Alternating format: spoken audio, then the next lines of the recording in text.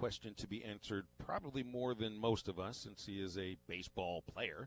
And he joins us right now on Halftime from The Rock. Blaine, it's good to talk to you, man. How are you? I'm good, Phil. How are you? I'm all right. So it's got to be frustrating right now because you should be a month into potentially, I would assume, a season at Double-A or high Single-A, The Rock instead. So what have these last couple of months been like for you? Because I know you're really not used to being in Little Rock in April and May unless we're playing a game at Dickie Stevens. Yeah, it's been interesting. There's no doubt. I mean, it's just trying to keep up with your workload that you had built up in spring training toward the end, just getting ready to go into season, just trying to keep that up with, trying to find catchers and trying to find guys to throw to and, still lift and everything else with everything being shut down. It's been interesting. Now, hold on a minute. Why do you have to find catchers when you're married to Rachel Knight, former Razorback catcher? I know she's been catching some bullpens for you. I guess she's not catching all of them? She catches some of them. She'll catch more of my touch and feels than anything. She tried to catch one full out about 2 weeks ago, and she told me never again. She got kind of upset with me. So, but now the touch and feels and stuff she'll catch. Now, what were you doing? Were you bouncing too many pitches? What happened there? I spiked one fastball on her, and she thought the world was ending. So she wasn't too happy about it. But let me tell you what. For somebody that has had a fastball spiked in front of him, and I wasn't catching 93, 94 miles an hour, I think I might take a step back from that too. What's it like though? Because I've seen this with a lot of other baseball and softball pairs and couples. I know Evan Lee and Sydney, they're part of it. But, is this something you guys had done before? Do you just, ever said to Rachel, let's go have a catch? I haven't thrown in a few days and it's the off season. Yeah, no, for sure. Especially that first off season, she was down here and she's from Whitehall. And so, I mean, I didn't really have a whole lot of people to throw with. And my dad's got this facility up here in Little Rock, and she was always up here giving lessons and stuff. And so I just need to throw. I'd ask her to throw with me, and we progressively worked into it a little more. And the more she could handle, the more I did. And then we reached the ceiling with it the other day. So we're going to stay below that ceiling. But it's been good. It saved me a lot of days of not being able to throw or throwing into walls or anything else. I mean, it's just a different feel throwing to a person than it is a net or anything else. Okay, now be honest about this. Who's easier to shake off, Grant Cook or Rachel Knight? Way easier to shake off Grant than her because she's pretty criticizing. I'll give you that. I mean, she believe me, she has a full report on my games afterwards and pitch by pitch pretty much. She tells me what I did wrong. I'd rather shake off Grant than shake her off because she always thinks she's right. That's awesome. She's coming with you with notes after every game. That's terrific, man. Oh yeah, no, trust me. She sits back here with all the people who do tech and stuff, and she's able to keep a watch on TrackMan and everything else. She knows. She's been around it long enough. She knows. Speaking of Blaine Knight here on Halftime, Blaine, just talk a little bit about your time with the Arkansas Razorbacks. You ended your career at the College World Series. You had one of the greatest seasons in Razorback baseball history. Just what was it like being a Razorback during that time? I mean, it's hard to put into words. I mean, it was always a dream of mine to go and just be able to be a part of that team, let alone do what we did. That team was special. I don't think there'll be another team like that for a very long time. Just that whole experience playing under Coach Van Horn and with that team was something I'll never be able to do again, I don't think. And I'd give anything to go back and do it one more time. I can say that. We've talked a lot this week about the different type of coaches that the Razorbacks have. I mean, you've got your social media guys like an Eric Musselman. You've got just a great coach in Mike Neighbors. What's it like to play for Dave Van Horn? Because he's not necessarily the most like social media whiz like some coaches are.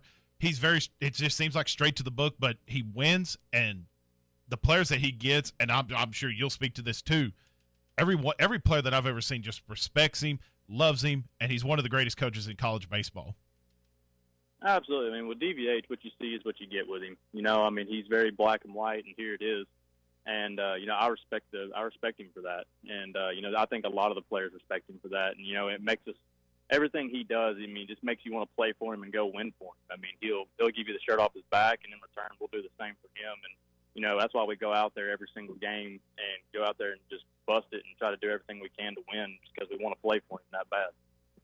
Got 3 guys that potentially could be going in the draft this year. I'm just curious, when I say these guys' names, like, how do you think they'll fare in the majors? And that being Heston Kjerstad, Casey Martin, and Casey Opitz.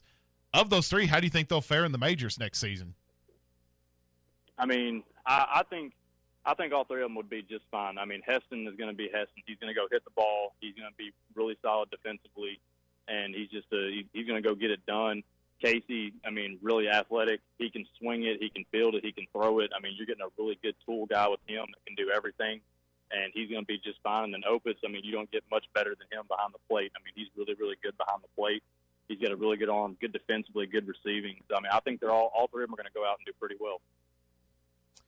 Blaine, have the Orioles been in contact with you and other or players in their minor league system about what could happen if the minor league season is canceled? Because we hear a lot about there's momentum building to a major league season, expanded rosters.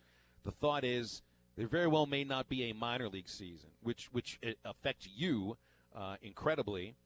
Have they been in contact with you of what to expect if that happens?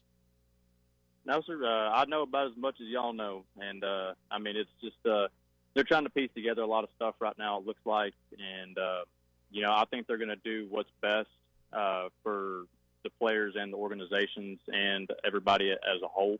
And so, I'm sitting here, and the rest of us sitting here on standby. We're staying in shape, we're staying ready to where when we do get a phone call, hopefully it's a phone call saying we're going back to work, and we're going to show up and get ready to go.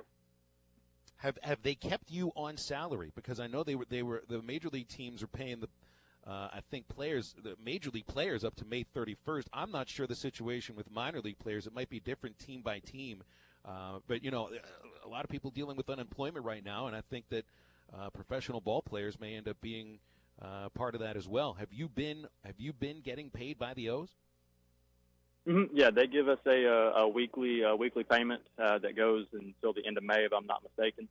And so we should be having an answer on that pretty quick. Cause I kind of figured when they stop paying us, they're going to have an answer for us at some point. So, yeah, we've been getting paid, and they've been taking care of us, and been reaching out and checking in on us pretty consistently as far as trainers and the pitching coaches and stuff. So it's been they've been in contact with us with everything they have, and they take care of us. There's no doubt. So I saw where you and Rachel called yourselves the Griswolds of baseball because of your living situation at spring training before the shutdown. You and another prospect of the Orioles were living in campers. I mean, really nice ones. There's an RV. Yeah, it's gorgeous. I saw pictures of it. You and Rachel and the dogs. I mean, that's some pretty high class spring training living, man. You must have loved it. Oh yeah, it's a blast. Grayson is Grayson Rodriguez. He's a high school kid out of Nacogdoches, Texas. He's the one that gave me the idea right after the World Series, and I went down to get ready to go back into throwing again and getting ready to go to short season. He talked to me about it, and I was like, I mean, that sounds cool, and all. I was like, but I mean, I don't really want to pull a camper halfway across the United States all year, so I kind of just left it alone. And then I got a travel trailer last year. It's way smaller than the one I have now, just because Rachel wasn't with me, and I was just going to test it out, see how I liked it. And those things resell quick, and I liked it. And I was able to talk her into it, so we went and upgraded, got a bigger one that's big enough for both of us and the dogs. And I'm extremely glad we did it, because there's no contracts. You pay month to month at the campsite. It's got everything in it that a house would have, minus a dishwasher. And it's pretty easy. It ain't bad. Well, and as well as I do that how difficult it can be sometimes to find a place to live. When in a moment's notice you might be promoted or demoted depending on what's going on there. And, you get 3 days at a hotel, but then you're on your own. So why not bring your house with you? I think it's a great idea. Yeah, I think so, too. I mean, I saw that happen a lot with guys last year, especially guys getting moved up. They'll get apartments and, they're there for a month, 2 months, and then they got to go.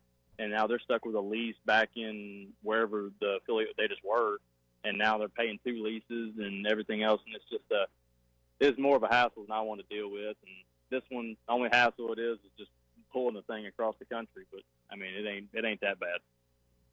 Close out with just a thought on this. Did you see the video of the Performance Center that they put out yesterday? The new Performance Center is going to be built with the lockers and the offices and spots for fans and everything. Man, I got to tell you what, I don't think there's another building like that in all of college baseball. That's the kind of thing you'll come back and work out there, won't you?